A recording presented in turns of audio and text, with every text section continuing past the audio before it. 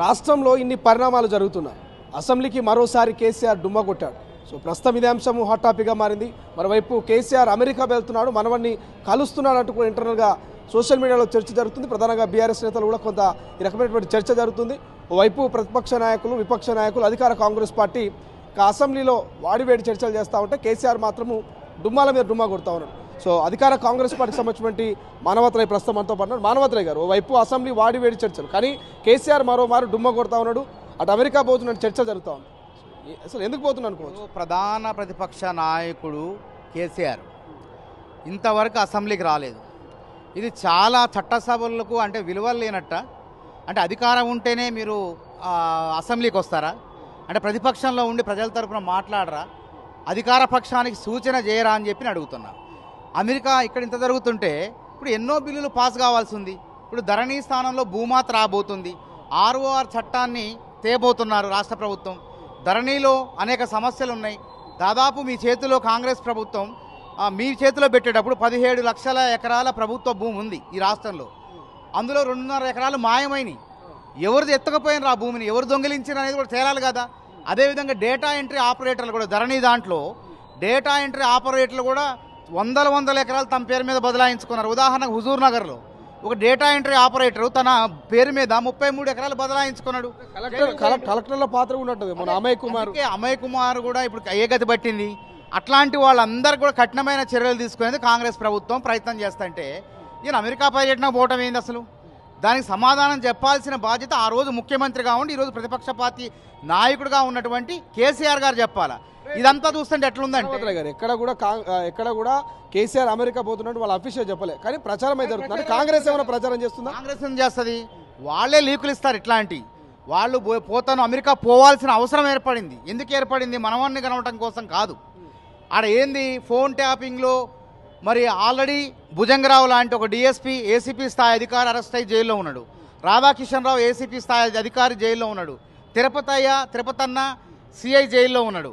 ఇంకా కీలక సూత్రధారి ఈ ఫోన్ ట్యాపింగ్ వ్యవహారంలో కీలక సూత్రధారి అమెరికాలో ఉండు ప్రభాకర్ రావు, ఇంటెలిజెన్స్ DG ఆయన అమెరికాలో ఉండు. ఆయన తెలంగాణ పోలీసులు ఆయన భారతదేశానికి తెలంగాణకు రప్పించాలని విశ్వ ప్రయత్నాలు చేస్తుంటే ఆయన తప్పించుకునే ప్రయత్నం చేస్తాడు. అమెరికా ప్రభుత్వాన్ని శరణుగోరి నన్ను శరణార్థిగా గుర్తించండి అంటాడు. రాజకీయ శరణార్థి ఎట్లా గుర్తిస్తారు అధికారిని? రాజకీయాల్లో ప్రభుత్వాలకు వ్యతిరేకంగా ఏమైనా పోరాటం చేసిండా? ప్రభుత్వంలో ఉండి అవినీతి చేసి ఫోన్ ట్యాపింగ్ చేసి అందరినీ బెదిరించినప్పుడు శరణార్థి ఎట్లా ఎదురు? ఆ మాత్రం ఇంగిత జ్ఞానం లేకుండా ఈ కేసులోంచి బయటపడాలని చూస్తాడు. కాబట్టి ఇంకోటి, భారతదేశం తెలంగాణ వస్తే తన ప్రాణాలకు ముప్పు ఉందంటే కేసీఆర్ వీళ్ళే సాక్ష్యాధారాలు చెరిపే విధంగా అతన్ని ఏదైనా చేయొచ్చు అనేటువంటి భయం ఉంది ఆయనకి. అదేవిధంగా కేసీఆర్ అమెరికా పర్యటన వెనక రహస్యం ఏముందంటే ఈ ఫోన్ ట్యాపింగ్ కేసు నీరుగార్చాలంటే ప్రధానంగా ప్రభాకర్ రావుతో మాట్లాడాలి. ప్రభాకర్ రావుని అమెరికా వెళ్ళి కలిసేందుకు ఈ ఫోన్ ట్యాపింగ్ కేసు నీరుగార్చేందుకే కేసీఆర్ అమెరికా పర్యటన ఉందని స్పష్టంగా నాకు అనుమానం కలుగుతుంది. ఇది వాస్తవమే. కాబట్టి ఏం పని ఉంది అసెంబ్లీ? అయినా ఫోన్ ట్యాపింగ్కు కేసీఆర్కు సంబంధం ఏంటి? అరే ఎందుకు మరి? ముఖ్యమంత్రి ఫోన్ ట్యాపింగ్ అనేది ముఖ్యమంత్రి కనుసన్నలో జరిగింది. చాలామంది పోలీస్ అధికారులు చెప్పారు. అందులో KTR పాత్ర ఉంది, హరీష్ రావు పాత్ర ఉంది.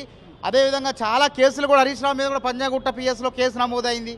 కాబట్టి కళ్ళ ముందు కనపడుతుంది. అధికారులు వాళ్ళు నిమిత్త మాత్రులు, కానీ అసలు సూత్రధారులు ఎవరు? ప్రభుత్వంలోని పెద్దలైనటువంటి KCR, KTR వీళ్ళే ఉన్నారు కదా.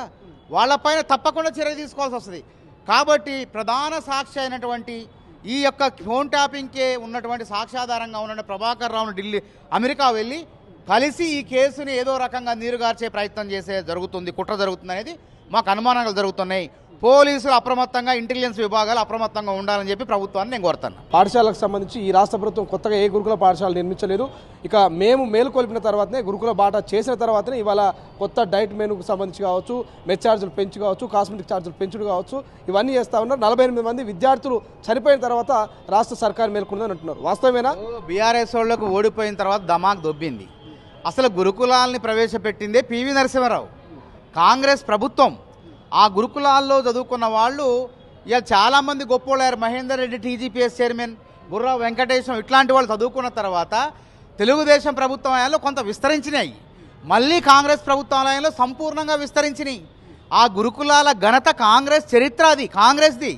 బీఆర్ఎస్కి ఏం సంబంధం లేదు. పక్కా భవనాలతో, చక్కని భోజనంతో, చక్కని చదువులతో విశాలమైనటువంటి పక్కా భవనాలతో క్రీడా మైదానాలతో ఆ రోజు 200 దాకా పక్కా భవనాలతో గురుకులాలు నియమించింది కాంగ్రెస్. నువ్వు వచ్చిన తర్వాత ఏం చేసినావు? అద్దె కొంపల్లో బీఆర్ఎస్ నాయకుల అద్దె భవనాల్లో, ఆ అద్దె భవనాల్లో అవినీతి, ఆ బీఆర్ఎస్ నాయకులకు సంబంధించిన కోళ్ల ఫారాల్లో గురుకులాలను కొనసాగిస్తూ మౌలిక వసతులు లేకుండా అనేక పిల్లల చావులకు కారణమయ్యారు. ఆ రోజు మేము ప్రశ్నిస్తే ఇదే ఆర్ఎస్ ప్రవీణ్ కుమార్ గురుకులాల్లో పోకుండా ఒక సర్క్యులర్ తీసిండు. ఆయన ట్రెస్పాస్ అట, ఉల్లంఘన అంటే అతిక్రమించొద్దు, గురుకులాల్లోకి విద్యార్థి సంఘాలు పోవద్దు. అదే 10 ఏళ్ళు గురుకులాలో ఉన్నత శిఖరాలు ఎక్కినటువంటి ఎవరెస్ట్ శిఖరాలు ఎక్కినటువంటి గురుకుల పిల్లలు ఇవాళ హాస్పిటల్ బెడ్ల మీద ఎక్కుతా ఉన్నారు. కాంగ్రెస్ పరిపాలన అంటున్నారు కదా. హాస్పిటల్ బెడ్ మీద ఎక్కుతానంటే దానిలో కుట్రకోణం దాగున్నది. దానిలో కలుషితాహారం కలపటంలో పిల్లలకు అనారోగ్యం కారణం గురుకులాల్లో, కేవలం గురుకులాలే మాట్లాడుతున్నా. కారణం ఎవరు? ఆర్ఎస్ ప్రవీణ్ కుమార్ వంది మాగదులు. ఆర్ఎస్ ప్రవీణ్ కుమార్ హయాంలో భజన చేసిన వాళ్ళందరికీ అందులో మెస్సుల్లో ఉద్యోగాలు ఇచ్చిండు, అసిస్టెంట్ కేర్ టేకర్లని. అక్రమంగా ఎటువంటి అనుమతులు లేకుండా, ఆర్థిక శాఖ అనుమతులు లేకుండా, కేవలం ఒకే ఒక వర్గాలకు ఎటువంటి రూల్ ఆఫ్ రిజర్వేషన్ పాటించకుండా మెస్సుల్లో ఉన్నారు. ఆర్ఎస్ ప్రవీణ్ కుమార్కి మేలు చేయాలి. ఆర్ఎస్ ప్రవీణ్ కుమార్ మేలు చేయాలంటే ఆర్ఎస్ ప్రవీణ్ కుమార్ బీఆర్ఎస్ పార్టీలో ఉండు. కాబట్టి కాంగ్రెస్ పార్టీ మీద, ముఖ్యమంత్రి రేవంత్ రెడ్డి మీద, మంత్రిమండలి మీద కుట్ర చేయాలా. కాబట్టి ఏం చేయాలా? పిల్లలు తినే అన్నంలో కలుషితం చేయాలా, వాళ్ళ అనారోగ్యంతో మంచాన పడితే ఇది కాంగ్రెస్ చేసిందని ప్రచారం చేయాలా. ఇది కుట్రకోణం ఉంది, ఇంటెలిజెన్స్ వర్గాలు కూడా గుర్తించినాయి. కాబట్టి ఇలా ఆటలు సాగు. అందుకే మంత్రులు ఒక పక్క ముఖ్యమంత్రి రేవంత్ రెడ్డి గారు, ఇంకో పక్క బట్టి విక్రమార్క గారు, ఉత్తమ్ కుమార్ రెడ్డి గారు, పొన్నం ప్రభాకర్ గారు, మంత్రులందరూ కూడా గురుకులాలకు పోయి భోజనాలు చేసినంటే అర్థమైంది వాళ్ళ కోసం కాదు. సన్నబియ్యం పెడుతూ పిల్లల్ని ఇంకా సమీకృత గురుకులాలను ఏర్పాటు చేస్తాను. ఎందుకు ఏర్పాటు చేస్తాను? అద్దె భవనాల్లో కొనసాగుతున్నాయి, మౌలిక వసతులు లేవు, బాత్రూములు లేవు, అరకొర వసతులు ఉన్నాయి. కాబట్టి కాంగ్రెస్ ప్రభుత్వం ఏం చేసింది? 100 నియోజకవర్గాల్లో అన్ని గురుకులాలను, ఎస్సీ, ఎస్టీ, బీసీ, మైనారిటీ గురుకులాలన్నింటినీ కూడా ఒక దగ్గర, ఒక నియోజకవర్గంలో విశాలమైనటువంటి ప్రాంతంలో పక్కా భవనాలు నిర్మిస్తూ, క్రీడా మైదానాలు ఉంచుతూ 25 ఎకరాల్లో పక్కా భవనాలు నిర్మించేందుకు కసరత్తులు ప్రారంభించింది. 5 ఏళ్లలో తప్పకుండా ప్రతి నియోజకవర్గంలో గురుకులం ఉంటుంది, ఎటువంటి ఇబ్బందులు ఉండదు. అదేవిధంగా ఎన్నడూ లేని విధంగా 40% డైట్ ఛార్జీలు అంటే భోజన ధరలు పెంచిన ఘనత కాంగ్రెస్ ప్రభుత్వాన్ని, ముఖ్యమంత్రి రేవంత్ రెడ్డిది, మంత్రిమండలిది. అదేవిధంగా కాస్మోటిక్ ఛార్జీలు 16 ఏళ్లుగా ఈ రాష్ట్రంలో కాస్మోటిక్ ఛార్జీలు అంటే పిల్లలు కొబ్బరి నూనె దగ్గర నుంచి, దువ్వెన దగ్గర నుంచి, అదేవిధంగా చమురు దగ్గర నుంచి, అమ్మాయిలు పెట్టుకునే రిబ్బన్లు, రిబ్బర్ బ్యాండ్ల వరకు కూడా వాటి ధరలు పెంచారు విపరీతంగా. 40% ధరలు పెంచిన ఘనత కాంగ్రెస్ ప్రభుత్వానిది, ముఖ్యమంత్రి రేవంత్ రెడ్డిది.